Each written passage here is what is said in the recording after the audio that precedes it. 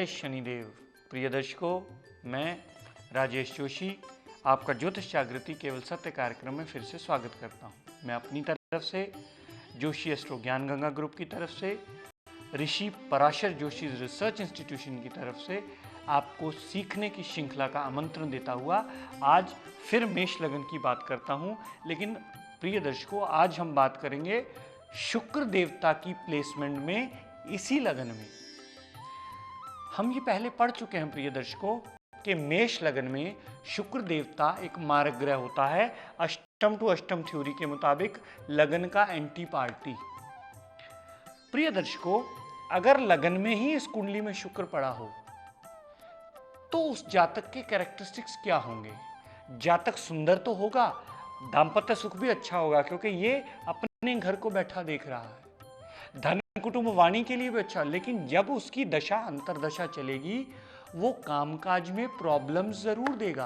क्यों? क्योंकि इस कुंडली का मारक ग्रह है। लगन देवगुरु वाली कुंडली है और ये दानव गुरु है, और अष्टम टू अष्टम थ्योरी के मुताबिक शुक्र देवता अति मारक ग्रह है। दूसरे घर में शुक्र पड़ा होगा, अपनी दशा अंतरदशा में धन का सुख, परिवार का सुख, मीठी वाणी का सुख वो जरूर देगा, लेकिन साथ में यहां दृष्टि डालकर हर जगह ऑब्स्टेकल्स भी क्रिएट करेगा, परिवार से दिक्कत परेशानियां भी देगा, एंसेस्ट्रल प्रॉपर्टी मिलने में प्रॉब्लम्स भी देगा। क्यों? क्योंकि वो गलत घर को देख रहा है। शुक्र देवता तीसरे घर में पड़ा हो, छोटी बहन का योग जरूर बनाएगा। अपनी दशा अंतरदशा में या जनरल लाइफ में अगर वो पूछेगा तो उसकी छोटी बहन होने का योग होगा, क्योंकि शुक्र इज अ फीमेल प्लेनेट। वो फीमेल प्लेनेट है। पत्नी को और धन को उठा के पराक्रम में रख दिया। पत्नी से सदैव उल्टा ही बोलेगा। क्यों? क्योंकि पत्नी को उठा के पराक्रम में रखा है, कभी उसके साथ सीधे मुंह बात नहीं करने वाला। क्योंकि पत्नी को उठा के पराक्रम में रखने का मतलब या तात्पर्य यही हुआ कि उसके साथ उल्टा व्यवहार करना। वो जो बोलेगी उसके एंटी ही बोलेगा वो। शुक्र देवता यहां बैठे हों, शुक्र देवता यहां बैठने का मतलब वो अपने कारक भाव में बैठे हैं। मकान, गाड़ी, वाहन, प्रॉपर्टी सब सुख सुविधाएं तो दे देगा, लेकिन माता से कभी बनने नहीं देगा, ना ही अपनी दशा अंतरदशा में कभी कामकाज सेटल होने देगा। क्यों? क्योंकि वो मारक ग्रह है। कामकाज में सदैव प्रॉब्लम्स ही देगा और माता से कभी बनने नहीं देगा। अगर वो सुख सुविधाएं देता, ये एडवांटेज देता है दिशा बली होने के लिए, लेकिन प्रॉब्लम्स माता के साथ और कामकाज के साथ सदैव उसकी दशांतरा में लगी ही रहेंगी। शुक्र देवता पंचम घर में आ जाएं, पुत्री का योग बनेगा, मैरिज, लव मैरिज होने का योग बनेगा, परिवार के वाणी के लिए अच्छा हो गया, बुद्धि और वाणी का आपस में कनेक्शन हो गया, बंदा बड़ा मीठा बोलने वाला होगा, सोच समझ के बोलने वाला होगा, अच्छा हो गया इसके लिए। लेकिन यहां से दृष्टि डाली इस 11वें घर पे, यहां वो प्रॉब्लम जरूर देगा, क्योंकि अपने बड़े भाई से वो दिक्कत परेशानियां सदैव रखेगा और लाभ में सदैव परेशानियां देगा। क्यों? क्योंकि मारक ग्रह है कुंडली का। शुक्र देवता छठे भाव में आ जाए, इस कुंडली में इसकी छठी राशि आती है, तो इसका मतलब शुक्र देवता यहां नीच के हो गए। सारी जिंदगी जब से इंसान पैदा होगा अपने धन कुटुंब वाणी को और दाम्पत्य सुख को, पार्टनरशिप को, डेली वेजेस को उठा के नीच का कर्ज में रख दिया। कभी दाम्पत्य सुख उस बंदे का स्टेबल नहीं होगा, कभी परिवार से बनेगी नहीं, परिवार से दूर रहेगा, धन की कमी सदैव उसके साथ रहने वाली है, डेली वेजेस में सदा कमी रहने वाली है। यहां से दृष्टि डालेगा खर्च पे, फजूल के खर्च सदैव होते रहेंगे।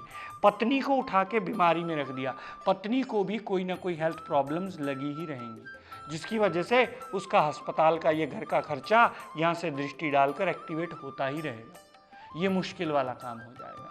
यहां ओन साइन के यानी स्वय राशि के शुक्रदेव पड़े हों, जातक अगर मेल जातक का है तो उसे पत्नी बहुत खूबसूरत मिलेगी, अगर फीमेल जातिका का है तो उसे पति बहुत खूबसूरत मिलेगा, क्योंकि शुक्र ब्यूटी को रिप्रेजेंट करता है। यहाँ ओन साइन का होने की वजह से उसे अपना स्पाउस बहुत अच्छा और बहुत खूबसूरत मिलेगा और वो उस जातक के साथ अटैचमेंट भी रखेगा। डेली वेजेस में हेल्प भी करे, क्योंकि ये ओन साइन का है। अपने घर को सदैव बचाना उसकी प्रवृत्ति है ग्रह। शुक्रदेव यहां बैठे हों, कभी पूरी जिंदगी में पति या पत्नी से बनने वाली नहीं, कभी अपने दाम्पत्य सुख को वो एंजॉय नहीं कर पाएगा। पैदा होते ही 8वें घर में परिवार को लाके रख दिया तो परिवार से दूर पढ़ने का योग भी उसका बनेगा, परिवार से दूर जाने का योग भी बनेगा, और उसकी वाणी धन का अभाव रहना, परिवार में धन का अभाव रहने का योग बनेगा। उसके जन्म के बाद परिवार में धन का अभाव, क्योंकि परिवार को उठा के मुश्किलों में रख दिया है उसने, तो परिवार में धन का अभाव रहने का योग बनेगा।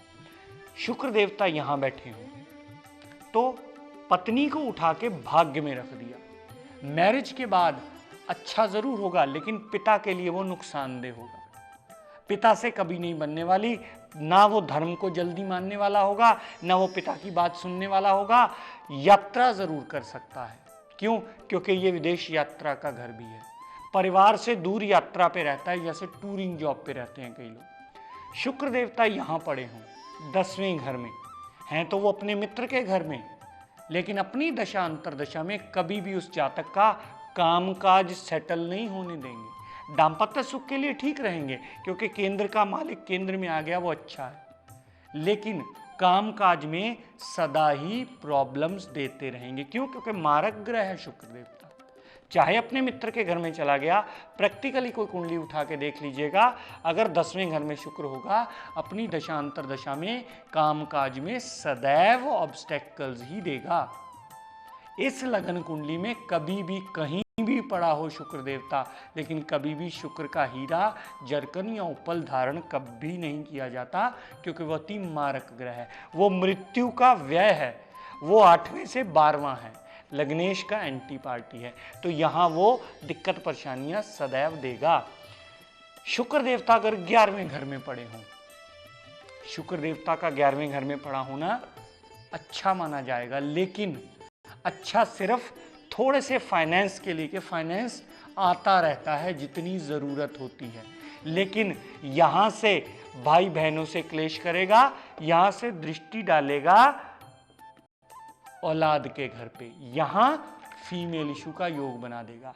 यहां अपनी मूल त्रिकोण राशि से पंचम होने का सिर्फ एडवांटेज इतना मिलेगा कि जितनी जरूरत होगी कहीं ना कहीं से धन उतना आता रहेगा। उसने पत्नी को उठा के धन में रख दिया, धन कुटुंब वाणी को उठा के लाभ में रख दिया। इन दोनों चीजों को उठा के लाभ में रखने का मतलब ये हुआ कि अर्जित होता रहेगा धन। उसकी मैरिज के बाद उसकी ज़रूरतें जितनी मर्जी हों वो पूरी कहीं ना कहीं से कर्जा लेके, चाहे पकड़ के, चाहे ब्याज पे लेके, चाहे उधार लेकर के, कहीं ना कहीं से वो पूरी ज़रूर होती रहेंगी। इस घर के रिगार्डिंग थोड़े से पॉजिटिव रिजल्ट करने के बावजूद इसके रिगार्डिंग वो टोटली नेगेटिव रिजल्ट करेगा। शुक्र देवता यहाँ पड़े हों, यहाँ वो उच्च के हो जाते हैं दर्शकों। अगर 12 नंबर राशि में शुक्र उच्च के हो जाएं तो दाम्पत्य सुख सदैव पॉजिटिव रहता है, क्योंकि ये शुक्र का कारक भाव है। जैसे 7वां कारक भाव माना जाता है शुक्र देवता का, वैसे ही 12वां कारक भाव माना जाता है, और ये हाउस ऑफ बेड प्लेयर्स भी होता है। पति पत्नी का पर्सनल टाइम हम यहाँ से देखते हैं। तो शुक्र देवता इस घर में पॉजिटिव रहने वाले हैं। अपनी दशा अंतरदशा में विदेश यात्रा करवा सकते हैं। अपनी दशा अंतरदशा में विदेश मैरिज अगर कोई करना चाहे जातक, तो उसकी विदेश मैरिज का योग बनता है। अपनी दशा अंतरदशा में घर से दूर जाना चाहे तो भी ये योग बनता है, लेकिन साथ में रोग ऋण का घर भी ये एक्टिवेशन में रखते हैं। यहाँ से ये हेल्थ प्रॉब्लम्स और अस्पताल के खर्चे भी देते हैं, क्योंकि ये यहाँ उच्च के हो गए। तो प्रिय दर्शकों, आज हमने पढ़ा कि मेष लगन की कुंडली में शुक्र देवता अलग अलग भावों में कैसे रिजल्ट्स देते हैं। मैं आपको फ्लाइंग से निगाह मार के बता देता हूं कि चंद्रमा देवता इस लगन कुंडली में क्या दें, क्योंकि खुद एनालाइज कीजिएगा इसके बाद। कल को मैं वृष लगन की कुंडलियां करूंगा, परसों में ऐसे इसे ही इसको सीक्वेंस में लेके चलेंगे, ताकि हर बंदे को एक प्लेनेट के मुताबिक आइडिया मिल जाए कि मेरा ये प्लेनेट कौन से घर का मालिक है और कहाँ चला गया। चंद्रमा देवता जो इस कुंडली में चौथे घर का मालिक है, लगन में हुआ तो अच्छा, सेकंड भाव में हुआ तो उच्च का हो गया तो बहुत अच्छा, तीसरे भाव में बहुत बढ़िया नहीं रहेगा, चौथे भाव में वो अच्छे फल जरूर देगा क्योंकि अपने घर में आ गया है, 5वें भाव में पड़ा संतान का योग, पुत्री का योग बना देगा। 6ठे भाव में पड़ा माता को उठा के रोग में रख दिया तो ऑब्स्टेकल। 7वें भाव में मन अपना उठा के पत्नी को दे दिया, वो अच्छा हो गया। 8वें भाव में चंद्रमा पड़ा हो तो नेगेटिव। 9वें भाव में चंद्रमा पड़ा हो तो पॉजिटिव, क्योंकि यहाँ नीच का हो जाता है 8वें भाव में। यहाँ 9वें भाव में पड़ा हो तो माता को उठा के भाग्य में रख दिया, अच्छा हो गया। 10वें भाव में चंद्रमा पड़ा हो तो कामकाज के लिए सदैव अच्छा, क्योंकि योग कारक ग्रह है। जब भी अपने घर को देखेगा, इसकी 10 साल की अगर दशा चली तो उसमें गाड़ी, वाहन, प्रॉपर्टी, मकान, भूमि सब कुछ बनता है और कामकाज भी बड़ा अच्छा चलता है। चंद्रमा देवता 11वें घर में आ गए तो सदैव अच्छा फल देंगे। फुलफिलमेंट ऑफ डिजायर्स के घर में आ गए तो ये अच्छा फल जरूर देंगे। 12वें घर में चंद्रमा देवता माता को उठा के ही व्यय में रख दिया तो सदैव माता को प्रॉब्लम्स, हेल्थ की प्रॉब्लम, अस्थमा की प्रॉब्लम, मेंटल पीस डिस्टर्ब, ये सारी चीजें माता के रिगार्डिंग रहने वाली। तो प्लेनेट किस घर का मालिक है और कुंडली में वो कहाँ चला गया, उसके वहां जाने से आपको ये निर्णय लेना होगा अब ये कुंडली में अच्छा बना या बुरा बना। अगर प्लेनेट 6, 8, 12 में चला जाता है या नीच हो जाता है या अस्त हो जाता है तो कभी भी वो अच्छे फल अपनी दशा अंतरदशा में नहीं देता। इस बात को गांठ बांध लीजिए, नोट कर लीजिए। हर कुंडली में यही बेसिक प्रिंसिपल अप्लाई होगा और आपकी हर कैलकुलेशन में ये मददगार होगा। बहुत सारे लोग कैलकुलेशन में ये गलती करते हैं कि सर ये तो बड़ा अच्छा ग्रह है लेकिन वो डिग्री वाइज शून्य पड़ा होता है, वहाँ आप क्या करोगे? डिग्री वाइज वो 29 डिग्री चला जाता है या सूरज के साथ बैठ के अस्त हो जाता है, तो वो अपने रिजल्ट देने के काबिल कभी नहीं होता। इस बात को सदैव ध्यान रख के प्रेडिक्शन का निर्णय कीजिए कि आप जातक को क्या बोलने वाले हैं जो आपके पास कुंडली लेकर आया है, या आप अपनी कुंडली पढ़ रहे हैं, आप क्या एनालाइज कर रहे हैं उसमें कि ग्रह का बलाबल देखना बहुत ज़रूरी है और उसकी प्लेसमेंट देखना बहुत ज़रूरी है। हम अभी पहले स्टेप पे चल रहे हैं दर्शकों, उसके बाद हम इसके षडबल्स भी स्टडी करेंगे, नमाश में भी इनकी स्थितियां मैं आपको बताऊंगा ताकि आप पूर्णतः कैलकुलेट कर पाए। हर जातक के लिए, मैंने पहले भी 1-2 बार कहा है, हर जातक के लिए ये जरूरी है कि ग्रह का सही बल नोट करके रखे कि मेरा कौन सा ग्रह कितने बल का है और वो कैसे रिजल्ट देने वाला है। ये उसके बलाबल पर ही निर्णय होता है। अगर वो पॉजिटिव होगा लेकिन बलहीन होगा तो वो रिजल्ट कभी नहीं देगा। अगर नेगेटिव है, बलहीन है, तो इसका मतलब वो ग्रह अच्छा हो गया। कभी भी नेगेटिव ग्रह या मारक ग्रह हमेशा अच्छा होगा अगर उसका बल जितना कम होगा। जैसे ऐसे समझ लीजिए दर्शकों, आतंकवादी है, जितना कमजोर होगा उतना हमारे समाज के लिए अच्छा है। जितना आतंकवादी बली होता चला जाएगा उतना उसका मार्केटिव बढ़ता चला जाएगा और कुंडली में पाप प्रभाव बढ़ता चला जाएगा, वो सदैव हमारे लिए अशुभ माना जाएगा। दर्शकों, अपनी चर्चा को यहीं विराम देता हूं। आज का टिप ऑफ द डे देता हूं। आपने अक्सर माताओं बहनों को देखा होगा, उम्र के साथ साथ जैसे जैसे उम्र बढ़ती है वैसे वैसे घुटनों की प्रॉब्लम, जॉइंट्स की प्रॉब्लम अक्सर उनको आती है। तो जॉइंट्स जो होते हैं हमारे, जो बॉडी का लोअर पार्ट होता है, पिंडलियां, घुटने, ये पंजे, ये जितने होते हैं, ये सारे डिपार्टमेंट्स शनिदेव के आते हैं। तो अगर किसी की कुंडली बुजुर्ग की नहीं है और उनको लेग्स की प्रॉब्लम आ रही है, घुटनों की प्रॉब्लम आ रही है, जॉइंट्स की प्रॉब्लम आ रही है, तो वो शनिदेव का पाठ और शनिदेव का व्रत कर सकते हैं। शनिदेव का व्रत उनके लिए बहुत लाभदायक रहेगा।